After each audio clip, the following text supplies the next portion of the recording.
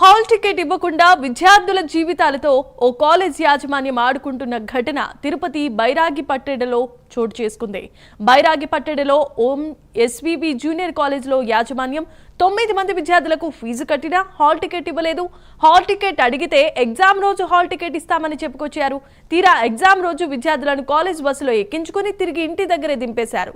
దీంతో ఇవాళ ఎగ్జామ్ కు వెళ్తున్న కాలేజ్ బస్సులను బాధిత విద్యార్థులు తల్లిదండ్రులు అడ్డుకున్నారు.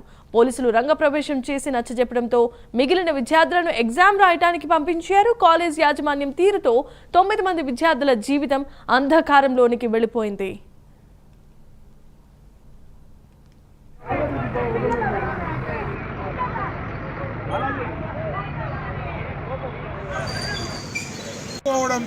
అందులో ఆర్ట్స్ గ్రూప్ అవడంతో అందరూ చాలా మంది ఇక్కడ చేర్పించారు. తీరా ఎగ్జామ్ రాసేంత వరకు కానీ పేరెంట్స్కి తెలియలేదు ఇది తిరుపతిలో ఉండే కాలేజ్ కాదు, పెరుమూరులో ఉండే కాలేజ్ అని. అక్కడ బిల్డింగ్ ని అక్కడ అడ్రస్ తీసుకొని ఇక్కడ పెట్టి అడ్మిషన్స్ తీసుకొని కొంతమంది నిర్లక్ష్యం కారణంగా 10 మంది విద్యార్థులు ఈరోజు ఎగ్జామ్ రాయలేకుండా పోయారు. వాళ్ళ మొదటి ఎగ్జామ్ కూడా వాళ్ళని తీసుకెళ్లి చిత్తూరులో భోజనాలు పెట్టించి ఇంట్లో పేరెంట్స్కి మీరు ఎగ్జామ్ రాస్తారని చెప్పండి, డైలీ ఇదే విధంగా రండి, మిమ్మల్ని మేము పాస్ చేస్తామని చెప్పారు. ఏ విధంగా పాస్ చేస్తారు, ఎట్లా పాస్ చేస్తారు, ఏంటి ఇది ఎడ్యుకేషన్ అంటే అంత చీప్ అయిపోయిందా, అంత ఘోరంగా నడుస్తుందా విద్యా విధానం ఇక్కడ? ఈరోజు పిల్లల పరిస్థితి వీళ్ళు ఒక్కటే కాదు, ఎన్నో రాష్ట్రం మొత్తం మీద ఎన్నో కాలేజీలు పల్లెల్లోనూ ఎక్కడో అనుమతులు తీసుకోవడం, వచ్చి టౌన్లలో పెట్టడం, అడ్మిషన్లు తీసుకోవడం, పిల్లల్ని ఈ విధంగా బస్సులో పేరెంట్స్ కూడా తెలియకుండా సెంటర్ అక్కడ పడిందని పాపం అమాయకమైనటువంటి ప్రజలు కూలీనాలు చేసుకునే వాళ్ళు ఏదో కష్టపడి పనిచేసే యొక్క పిల్లల యొక్క భవిష్యత్తుని ఈ విధంగా ఆటలాడుకోవడం, ఏమాత్రం పర్యవేక్షణ లేకుండా డిఓ గారు కావచ్చు, ఎడ్యుకేషన్ మినిస్టర్లు ఎవరైతే ఉన్నారో వీళ్ళు కాలేజీలు ఎలా ఉన్నాయి, ఏ విధంగా రన్ అవుతున్నాయని పర్యవేక్షణ లేకుండా చేస్తే ఈరోజు ఇక్కడ రోడ్ల మీద పడినటువంటి పిల్లల పరిస్థితి ఇంకా రాబోయే రోజుల్లో కూడా ఆ విధంగా పిల్లల యొక్క భవిష్యత్తు అంధకారం కాకుండా చూడాలని నేను ప్రాధాన్యపడుతున్నా. మీ పిల్లలకి మీరు ఇక్కడ నుంచి కదలలేదని ఎంత బాధ ఉందో మా పిల్లలు కూడా మేము రాయలేదని అంతే ప్రాబ్లం, అంతే బాధగా ఉంది మాకని మేము చెప్పాము.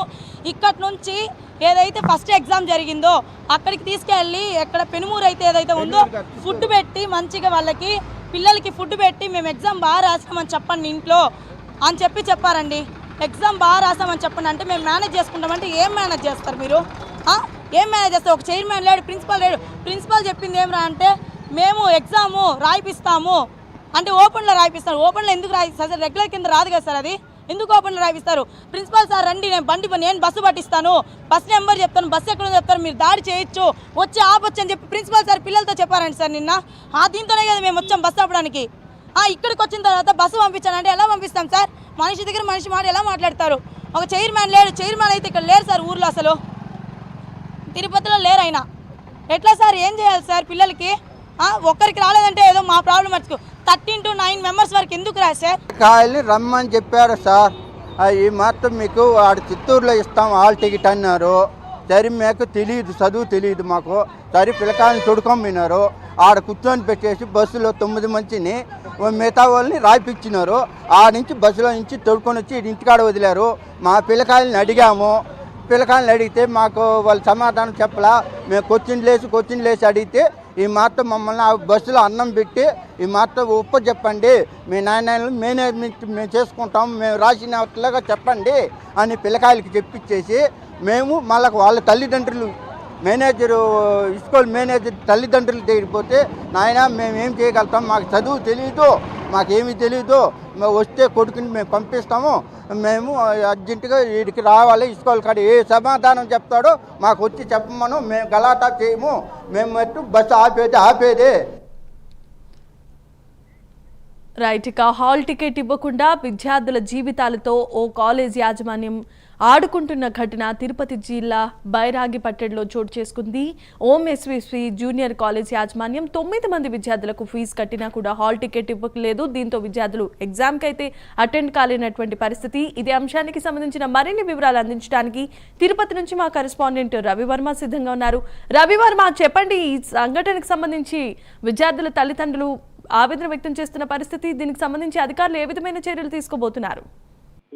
మా కాలేజీ యాజమాన్యం చేసినటువంటి నిర్లక్ష్యానికి 9 నుంచి 11 మంది విద్యార్థులు తీవ్ర ఇబ్బందులు పడుతున్నారు. ప్రధానంగా ఇవాళ ఫస్ట్ ఎగ్జామ్స్ జరుగుతున్న నేపథ్యంలో వాళ్ళకి హాల్ టికెట్ ఇవ్వకుండా, అంటే ఎగ్జామ్స్ టైంలో హాల్ టికెట్ అప్లై చేసుకునే టైంలో కాలేజీ యాజమాన్యం వీళ్ళు విద్యార్థులు ఇన్ టైంకి ఫీజులు కట్టలేదని చెప్పేసి నిర్లక్ష్యం చేశారు. ఆ నిర్లక్ష్యం కారణంగానే కళాశాల యాజమాన్యం కూడా విద్యార్థులు ఫీజు ఇన్ టైం కట్టకపోతే కళాశాల యాజమాన్యం కట్టి హాల్ టికెట్ తెప్పించే అవకాశం ఉన్నా కూడా యాజమాన్యం నిర్లక్ష్యం వహించింది.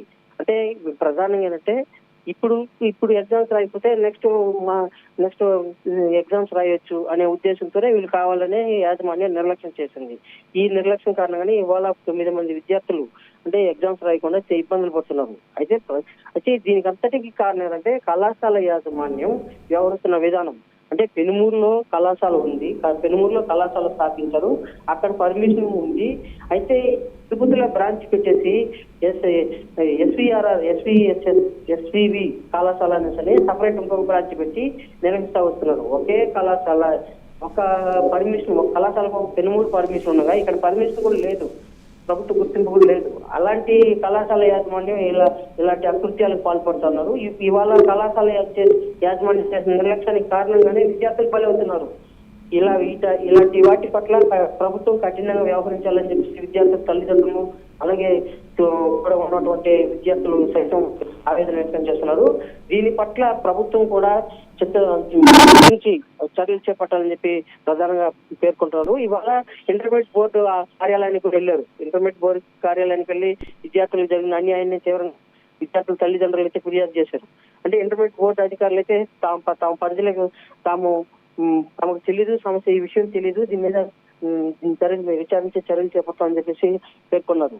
అయితే ఇలాంటి విధానాల పట్ల యాజమాన్యం కళాశాల వ్యవహరిస్తున్న విధానం పట్ల ప్రభుత్వం కఠినంగా వ్యవహరించినట్లయితే ఇలాంటి ఘటనలు పునరావృతం కాకుండా ఉంటాయి అని చెప్పేసి విద్యార్థుల తల్లిదండ్రులు అయితే పేర్కొంటున్నారు.